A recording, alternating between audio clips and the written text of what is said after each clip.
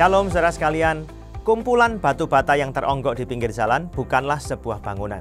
Itu akan menjadi sebuah bangunan yang indah ketika ditata, diletakkan di tempatnya masing-masing, direkatkan dengan semen. Membentuk sebuah bangunan yang indah dan orang-orang bisa berteduh di dalam rumah itu. Gereja digambarkan sebagai sebuah rumah rohani, tempat di mana hadirat Allah boleh tinggal. Setiap orang yang datang ke dalamnya mengalami kehadiran dan kasih Tuhan. Tetapi gereja, bangunan rohani ini dibentuk dari batu-batu yang hidup, yaitu pribadi-pribadi orang percaya yang ditata sedemikian rupa, diletakkan di tempatnya masing-masing, direkatkan dengan kasih Tuhan yang mempersatukan batu-batu rohani itu. Siapakah batu-batu rohani itu? Kita semua diletakkan Tuhan di tempat masing-masing sesuai dengan talenta yang Tuhan berikan buat kita. Talenta itu bisa berbicara mengenai bakat yang kita miliki. Setiap fasilitas yang kita punya atau apapun yang kita punya yang Tuhan anugerahkan kepada kita.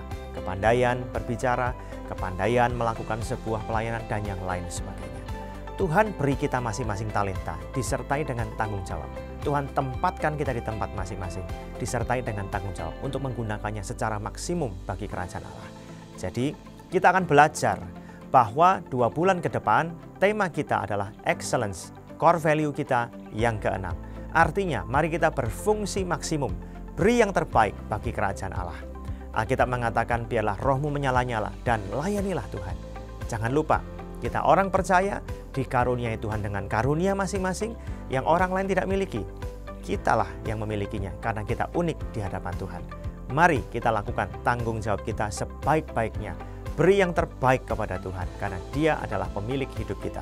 Dia telah memberi yang terbaik bagi kita, yaitu nyawanya untuk menebus dosa kita. Bahkan Dia naik ke surga akan bawa kita tinggal di sana untuk selama-lamanya. Selama kita hidup menantikan Tuhan datang kembali kedua kalinya, mari kita hidup dengan sungguh-sungguh, lakukan bagian kita dengan sebaik-baiknya, beri yang terbaik, do the excellent things. Tuhan memberkati.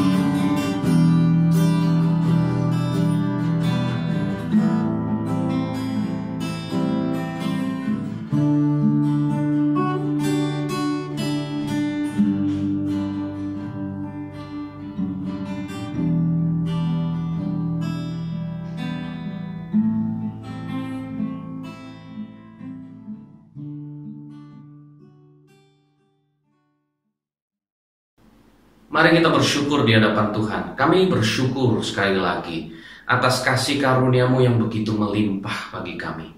Kami tahu Engkau Bapa yang sangat baik, dan Engkau selalu memberikan yang terbaik bagi kami anak-anak-Mu. Karena itu, hari ini pada saat kami dengar firman-Mu, karuniakanlah hikmat untuk kami bisa mengerti dan memahami bagaimana mengelola dan melakukan yang terbaik dengan apa yang Tuhan percayakan. Sehingga kami boleh mengalami yang terbaik seperti yang Kau kehendaki. Tuhan memberkati di dalam nama Tuhan Yesus. Haleluya. Amin. Terbaik. Itu judul renungan khotbah pada hari ini.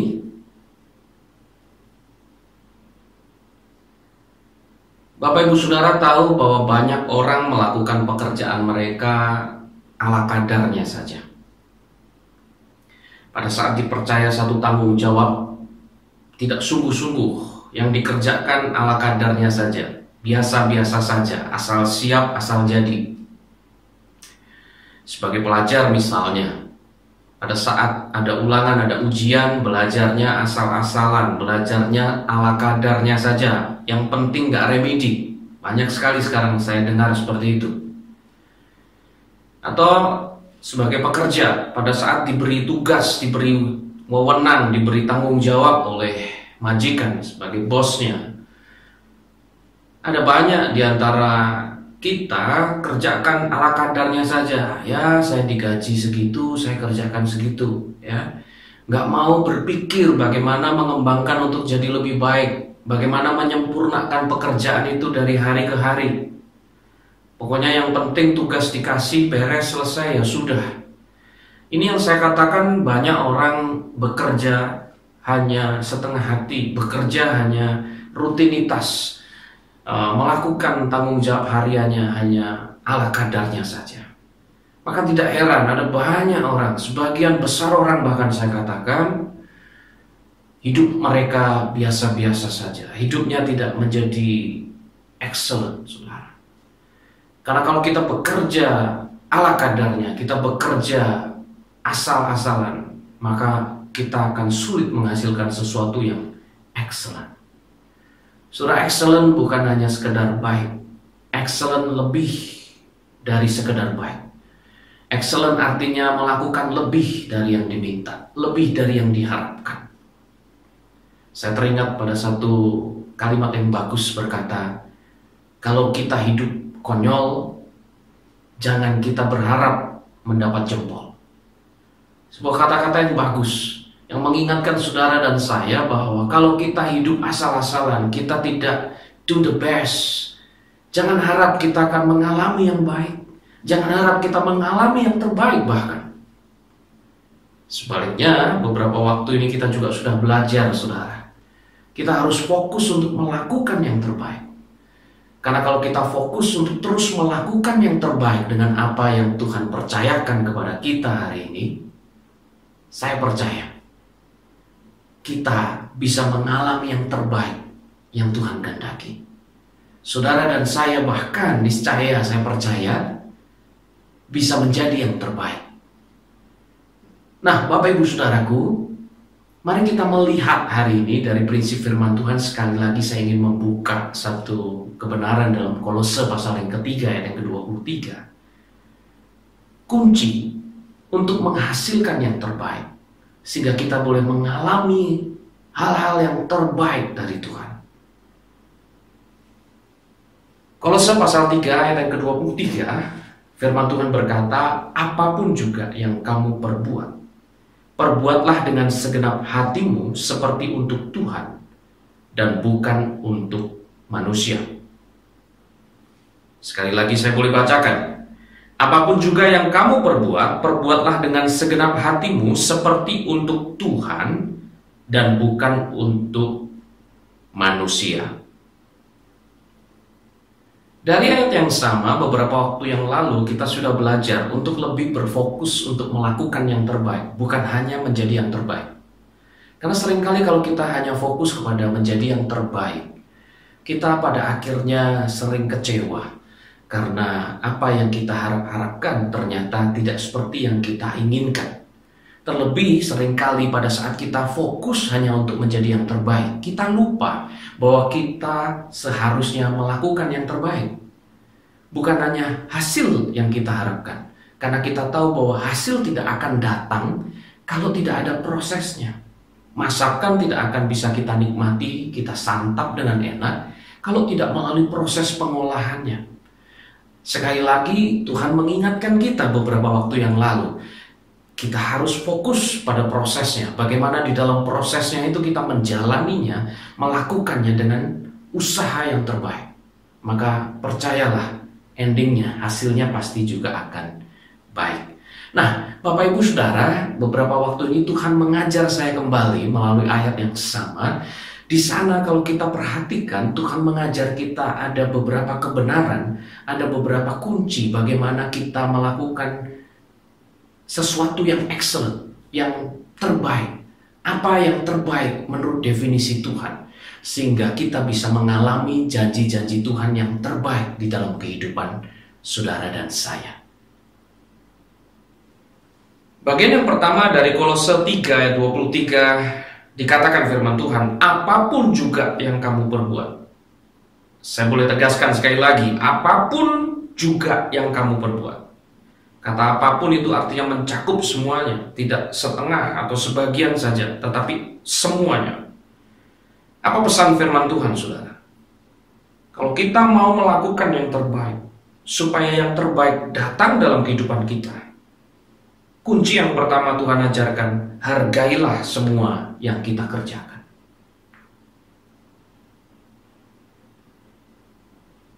Bapak Ibu Saudaraku,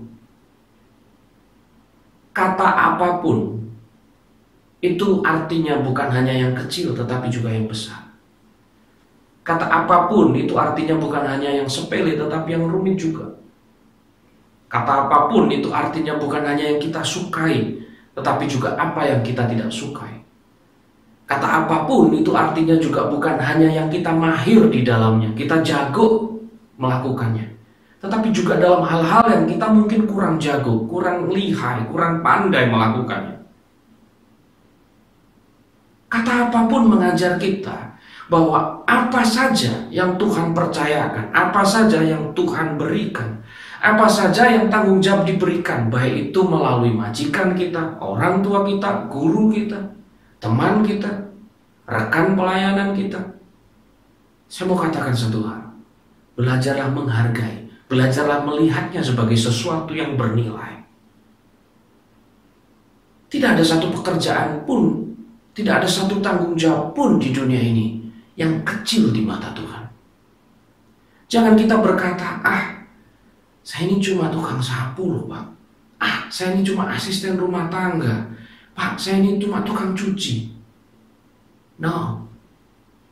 Tidak ada satupun yang sepele, yang kecil di mata Tuhan. Yakobus 1 ayat 17 berkata, setiap pemberian yang baik dan setiap anugerah yang sempurna datangnya dari atas, diturunkan dari Bapa segala terang. Jadi pekerjaan sekecil apapun, sudah sepatutnya kita itu bersyukur, sudah sepatutnya kita berterima kasih. Dan kita mau belajar menghargai itu sebagai sesuatu yang bernilai. Kenapa ini penting, saudara? Kenapa Tuhan katakan apapun yang kamu perbuat dan mengajar kita untuk menghargai semua pekerjaan, semua tanggung jawab kita, itu penting. Karena kalau kita tidak menganggap sesuatu bernilai, maka kita akan asal-asalan memperlakukannya. Kalau kita tidak menganggap sesuatu yang sedang kita kerjakan hari ini adalah sesuatu yang penting, yang berharga, maka apa yang terjadi? Kita akan melakukannya ala kadarnya. Tapi sebaliknya, kalau kita menghargai pekerjaan kita menghargai tanggung jawab kita, baik itu tanggung jawab harian maupun tanggung jawab spontan yang datang tiba-tiba dan kita perlu dan harus melakukannya, maka apa yang terjadi, saudara? Kita akan do the best. Kita akan lakukan yang terbaik kalau kita menganggap itu bernilai. Saudara, saya ini memberi gambaran sederhana supaya saudara bisa memahami bagian ini. Jikalau saya punya karet gelang, ya, Bapak Ibu Saudara bisa melihat ini adalah karet gelang berwarna biru yang biasanya mungkin dipakai untuk menguncir atau mengikat rambut, ya. Jikalau satu kali saya bertemu dengan Bapak Ibu Saudara dan saya berkata, saya kasih sesuatu yang bernilai, jaga baik-baik. Nah, ini saya berikan kepada saudara, saudara pegang. Nah, saya berkata satu kali mungkin akan berguna, saya bilang seperti itu. Bapak Ibu Saudara, apa yang saudara akan lakukan dengan gelang ini? Saudara simpan di box, saudara simpan di brankas. Saya cukup yakin nanti Anda pulang mungkin Anda akan taruh di atas meja tanpa tertutup sama sekali, tanpa proteksi sama sekali, karena saudara mungkin menganggap murah ini, saya bisa beli lagi, saya bisa dapatkan di mana-mana, saya bahkan bisa punya yang lebih bagus. Sekali lagi saudara, Anda tidak lakukan yang terbaik, Anda nggak kerjakan yang terbaik atas barang itu karena Anda menganggap itu tidak bernilai.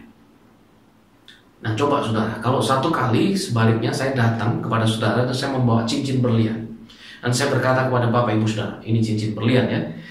Saudara bayangkan saja bahwa ini cincin berlian yang mahal sekali, dan saya berkata, nih saya kasih, jaga ini baik-baik. Apa yang akan saudara lakukan dengan cincin berlian ini? Saya cukup yakin saudara akan pulang ke rumah, saudara akan cari tempat penyimpanan yang aman, bahkan kalau mungkin dimasukkan dalam brankas, karena mungkin ini harganya mahal sekali. Betul saudara? Kenapa saudara lakukan dengan ekstra? Lakukan sesuatu lebih dari yang diharapkan, bahkan lebih dari karet gelang tadi. Karena saudara menganggap ini bernilai. Karena saudara menganggap bahwa cincin itu mahal harganya. Saudara mulai mendapat pesannya. Pada saat saudara bisa menghargai, menganggap sesuatu bernilai, saudara akan do the best. Saudara akan melakukan yang terbaik.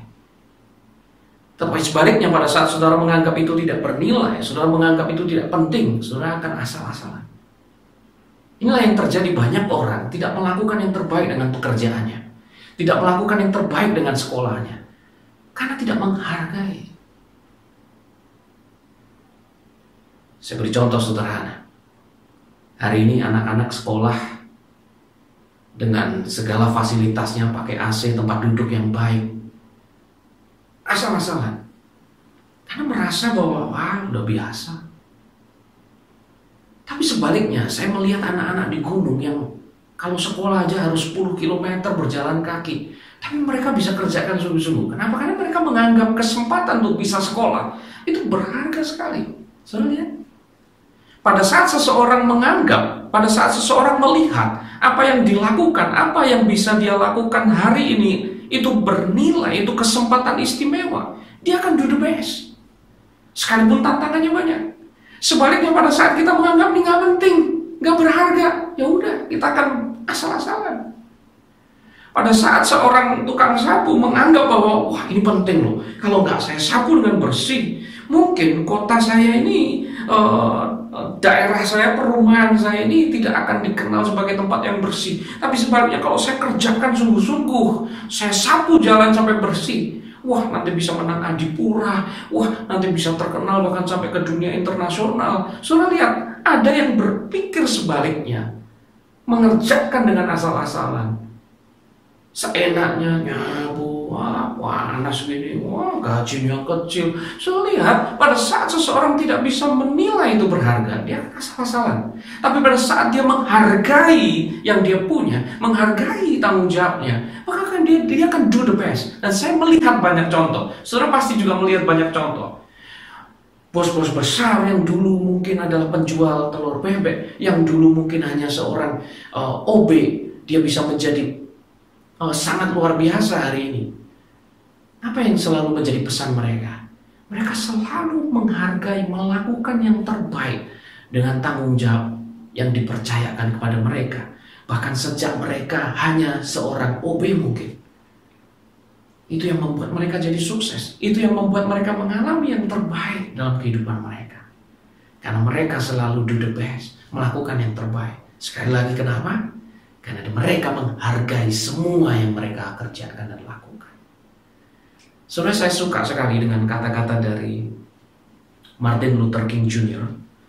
Satu kali dia pernah berkata, if a man is called to be a street sweeper, he should sweep streets even as Michelangelo painted, or Beethoven composed music, or Shakespeare wrote poetry. He should sweep streets so well that all the hosts of heaven and earth will pause to say, he'll leave a great street sweeper who did his job well. Kalau saya boleh bahasakan dalam bahasa Indonesia, kalau ada seorang punya pekerjaan, punya tanggung jawab, punya panggilan jadi tukang sapu, dia harus menyapu jalanan seperti seorang Michelangelo sedang melukis, seperti seorang Beethoven sedang mengaransemen sebuah musik, seperti Shakespeare sedang menulis puisi. Dia harus menyapu jalanan itu dengan sangat sungguh-sungguh, dengan luar biasa, dengan sukacita, dengan semangat, kira-kira seperti itu, sampai seluruh surga dan bumi berhenti sesaat untuk berkata, wow, ini loh tukang sapu yang mengerjakan pekerjaannya dengan luar biasa. Bapak Ibu Saudara, bagaimana dengan kita? Apakah kita sudah menghargai pekerjaan kita? Apakah kita sudah menghargai sekolah kita? Apakah kita sudah menghargai keluarga kita?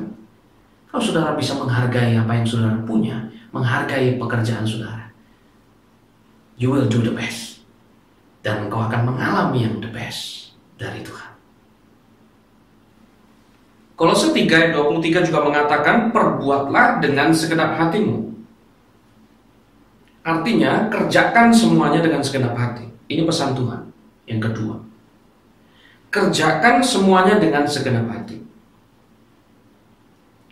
Ada banyak orang tidak mencapai yang terbaik karena mereka melakukannya setengah hati, tidak segenap hati.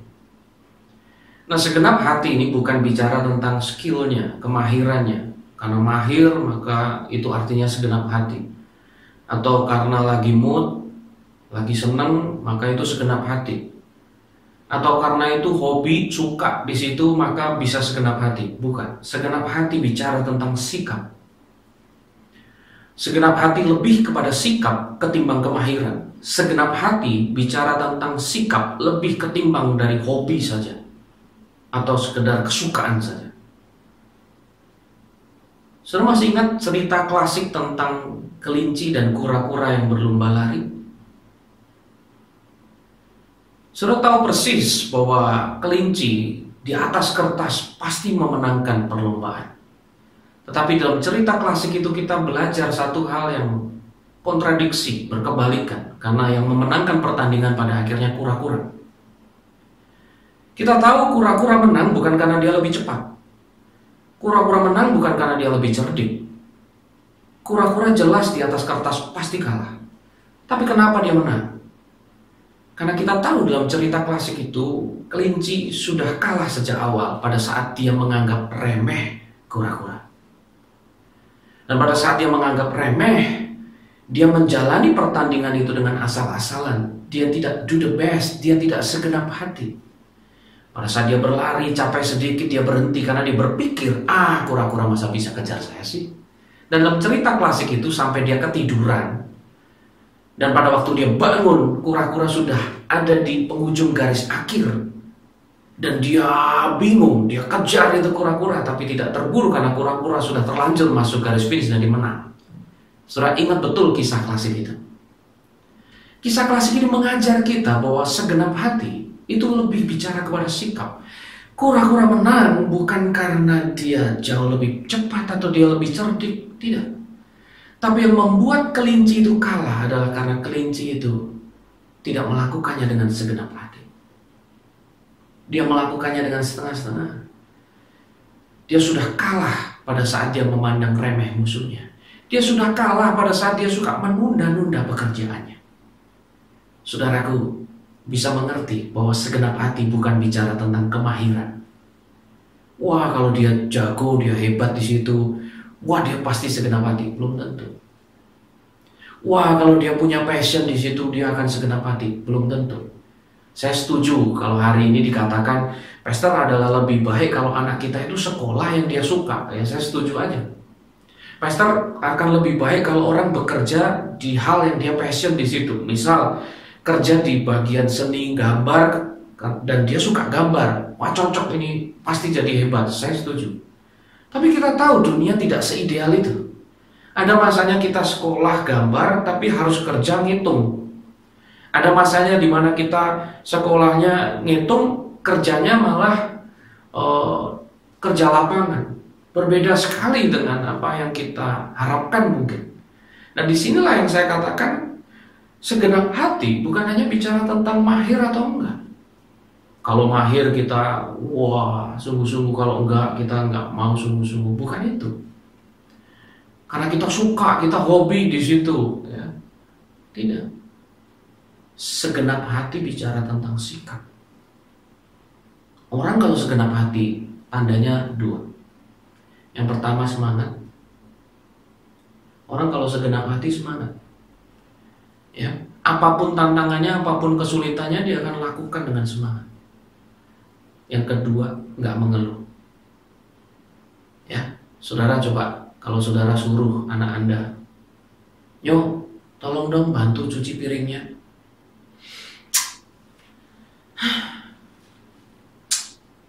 Dilakukan memang, dia cuci memang, tetapi apa yang saudara lihat? Nggak segenap hati. Kalau sudah cuci piring, waduh saudara, kira-kira bersih nggak menurut saudara? Nggak jamin. Misal kita juga disuruh sama papa kita, "Ayo belajar, sudah jam belajar ini. Mau belajar jam berapa main game terus?" Kita belajar. Belajar memang saudara, masuk kamar belajar, tapi aduh, gitu. Saudara bayangkan kalau itu yang dilakukan, kira-kira apa yang dipelajari masuk ke sini nggak? Besok kita kira kalau ulangan bisa berhasil nggak? Saudara lihat, semangat, tidak mengeluh adalah tanda kita melakukannya segenap hati. Sikap kita segenap hati. Dan itu kunci untuk kita melakukan yang terbaik. Dan itu kunci untuk kita mengalami yang terbaik. Sebaliknya kalau kita salah-salah, kita ngeluh, terus kita, aduh susah ya, aduh re, kok cilik gaji nih, aduh re, kok gini dan gitu, dan seterusnya kita mengeluh dan mengeluh. Kita nggak semangat, kita nggak segenap hati, sulit untuk kita melakukan yang terbaik. Sulit pada akhirnya kita menjadi yang terbaik. Bagaimana dengan saudara? Siapkah saudara melakukan semuanya segenap hati? So, lakukan dengan semangat. Lakukan dengan tanpa mengeluh. Lakukan dengan bersyukur senantiasa. Nah, di bagian yang terakhir kita lihat firman Allah berkata untuk Tuhan dan bukan untuk manusia. Jadi kunci yang terakhir, bagaimana kita melakukan yang terbaik supaya kita mengalami yang terbaik. Tuhan berkata, lakukan semuanya untuk Tuhan. Firman Allah mengingatkan kita lakukan semuanya untuk Tuhan. Anda dan saya akan melakukan yang excellent dan mengalami yang excellent kalau kita tertuju kepada Tuhan. Kenapa bisa demikian? Ada 3 alasan setidaknya. Kenapa firman Allah berbicara dan mengingatkan kita semua hari ini untuk setiap kali melakukan sesuatu, baik itu belajar, merawat anak, mengajari anak pelajaran sekolah, nganter anak ke sekolah, kerja di kantor, cuci piring di rumah, cuci baju di rumah. Saudara lagi naik ke genteng, betulin genteng. Saudara lagi perbaiki pot yang pecah dan perlu dilem. Apapun saja yang saudara buat, Alkitab mau mengingatkan kita, lakukan semuanya itu untuk Tuhan. Penting sekali. Ada alasan yang pertama. Pada saat saudara dan saya melakukan sesuatu, melakukan pekerjaan, melakukan satu tanggung jawab, dan kita lakukan untuk Tuhan, saudara tahu bahwa Tuhan adalah pencipta segalanya. Dan saat kita melakukannya untuk Tuhan, kita mau memastikan bahwa ini sesuai dengan caranya Tuhan. Maka ini adalah sesuatu yang benar dan caranya juga harus benar. Dan pada saat saudara melakukan yang benar dengan cara yang benar, yang sesuai dengan firman Allah, saudara pasti diberkati Tuhan. Bagaimana tidak? Karena saudara menyenangkan Tuhan. Kalau saudara punya anak, dia buat sesuatu yang saudara selalu ingatkan, tanpa perlu diingatkan berkali-kali lagi, saudara senang bukan? Pada saat hati saudara disenangkan, dia minta apa saja saudara kasih. Betul? Inilah saudara, kenapa saya katakan, kalau kita motivasinya untuk Tuhan, maka kita akan menjaga hidup kita benar, lakukan dengan cara yang benar, maka semua pekerjaan dan tanggung jawab yang kita lakukan menyenangkan hati Tuhan. Dan saudara akan diberkati Tuhan. Itu kenapa 1 Korintus 10:31 menegaskan seperti ini. Aku menjawab, jika engkau makan atau jika engkau minum, atau jika engkau melakukan sesuatu yang lain, lakukanlah semuanya itu untuk kemuliaan Allah. Pada saat kita menyenangkan Tuhan, pada saat kita tertuju pada Tuhan, semua yang kita lakukan, saya cuci ini buat Tuhan kok, bukan cuma untuk keluarga saya. Saya benerin genteng ini bukan hanya untuk orang yang di rumah kok, tapi ini untuk Tuhan. Saya sangat percaya hidupmu akan diberkati Tuhan. Hal yang kedua, saudaraku, Tuhan itu pencipta. Dia tahu semua masalah di dunia ini. Maka saya sangat yakin, pada saat kita melakukannya untuk Tuhan, Tuhan juga akan menuntun hidup kita. Maka orang yang melakukannya untuk Tuhan tidak gampang menyerah. Karena setiap kali dia mengalami jalan buntu, Tuhan akan kasih tunjuk jalannya. Itu kenapa pastikan kau lakukan sesuatu untuk Tuhan. Tuhan akan menuntun dan tidak ada jalan buntu, tidak ada kata menyerah. Yang ketiga, jangan lupakan yang ketiga. Pada saat kita melakukannya untuk Tuhan, sudah tahu Tuhan itu ada di mana-mana. Tuhan itu omnipresence, dia maha hadir. Itu kenapa orang yang melakukannya untuk Tuhan, baik dilihat orang maupun gak dilihat orang, dia tahu dia dilihat oleh Tuhan. Karena Tuhan ada di mana-mana. Dan orang yang menyadari bahwa Tuhan ada di mana-mana, Tuhan melihat dia akan selalu do the best, baik kelihatan maupun gak kelihatan. Sebaliknya hari ini di dunia ada banyak orang hanya lakukan yang baik kalau dilihat majikannya, kalau dilihat atasannya. Tapi pada saat atasannya gak ada, lakukan yang jelek, lakukan yang tidak baik. Ya, orang sering menyebut orang-orang seperti ini penjilat. Ya, kalau ada majikan, kalau ada atasan, kerjanya baik. Kalau nggak ada, nggak baik. Nggak begitu, saudara. Dengan orang yang melakukan untuk Tuhan. Karena dia tahu ini untuk Tuhan, dan Tuhan itu omnipresent, Tuhan ada di mana-mana, maka dia akan lakukan yang terbaik. Saudara, 3 alasan inilah kenapa firman Allah menulis di sana. Lakukan seperti untuk Tuhan, bukan untuk manusia.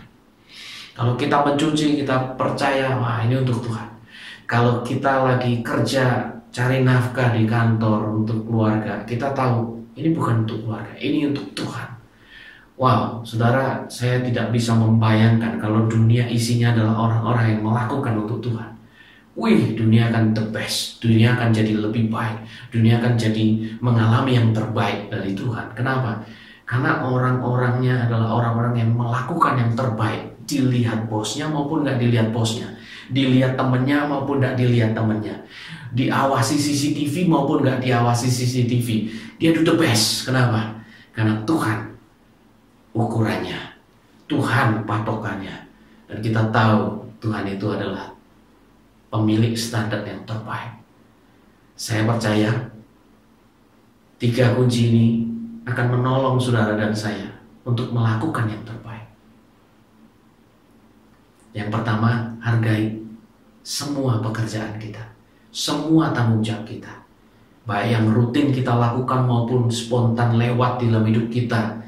Perlu kita lakukan seperti disuruh mama ke pasar, mungkin diminta tolong teman kantor untuk ini dan itu yang tidak rutin setiap hari. Apapun itu Tuhan katakan, hargai. Kalau orang bisa menghargai, dia akan memberi yang terbaik. Yang kedua, Tuhan juga mengingatkan kita, saudaraku, untuk bukan hanya menghargai pekerjaan yang kita lakukan, tapi kerjakan segenap hati. Dan itu bicara tentang sikap. Bukan masalah kita mampu atau nggak mampu, bukan masalah kita mahir atau nggak mahir, bukan kita bicara tentang kita suka atau nggak suka, tetapi tentang sikap hati kita. Dan itu tergambar, tercermin lewat semangat kita dan rasa syukur kita, tidak mengeluh setiap kali kita melakukan apa yang sedang dipercayakan kepada kita. Dan yang ketiga, jangan lupa, lakukan untuk Tuhan. Kalau kita melakukannya untuk Tuhan, kita akan do the best. Kita akan mengalami yang terbaik dari Tuhan. Saya percaya Anda dan saya ditentukan Tuhan untuk mengalami yang terbaik sesuai dengan kehendak-Nya. Tapi jangan lupa, Anda dan saya juga punya porsi dan bagian yang harus dilakukan. Ada proses yang harus kita lalui, yaitu melakukan yang terbaik. Dan kiranya 3 kunci ini menolong kita untuk melalui proses itu yang terbaik, sehingga yang terbaik terjadi dalam hidup kita. Amin. Kita berdoa, Bapak Ibu Saudara. Tuhan Yesus yang baik, kami bersyukur bahwa pada kesempatan hari ini kami mengalami firman-Mu sekali lagi, bahwa kami mau menjadi pribadi-pribadi yang excellent, pribadi-pribadi yang selalu melakukan yang terbaik, sehingga apa yang terbaik yang Tuhan sudah siapkan bagi kami terjadi atas kami. Ingatkan kami untuk selalu menghargai hal sekecil apapun yang lewat dalam hidup kami, sehingga kami bisa memperlakukan itu, mengerjakan itu dengan yang terbaik yang kami bisa. Kami juga terus diingatkan Tuhan, supaya kami terus memiliki sikap mengerjakan semuanya dengan segenap hati, dengan semangat tanpa mengeluh. Dan tolong kami supaya kami menyadari bahwa semua yang Tuhan percayakan di muka bumi ini, baik kami sebagai suami kepada istri, istri kepada suami, tanggung jawab anak-anak kepada orang tua kami, tanggung jawab pekerjaan di kantor, studi di sekolah. Tuhan ingatkan kami bahwa ini semua adalah untuk Tuhan, bukan hanya untuk kami atau orang-orang di sekeliling kami. Sehingga kami terus do the best, diberkati Tuhan, disertai Tuhan, diberikan jalan keluar. Dan pada saat kami melakukan semua proses ini yang terbaik, kami percaya yang terbaik segera datang dan terjadi dalam kehidupan kami. Tuhan memberkati jemaat-Mu dimanapun kami berada, supaya kami boleh sungguh-sungguh melakukan yang terbaik dan mengalami yang terbaik dari Tuhan. Di dalam nama Tuhan Yesus Allah kami hidup, kami berdoa. Haleluya, haleluya. Amin.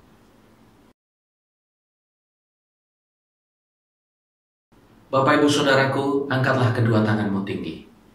Terimalah berkat dari Allah Bapa, Putra dan Roh Kudus, yaitu berkat di dalam nama Tuhan Yesus Kristus, menyertai engkau yang melakukan yang terbaik, sehingga engkau boleh mengalami yang terbaik juga dari Tuhan. Di dalam nama Tuhan Yesus Kristus, biarlah engkau terus mengalami berkat-berkat-Nya melimpah. Haleluya, haleluya, amin.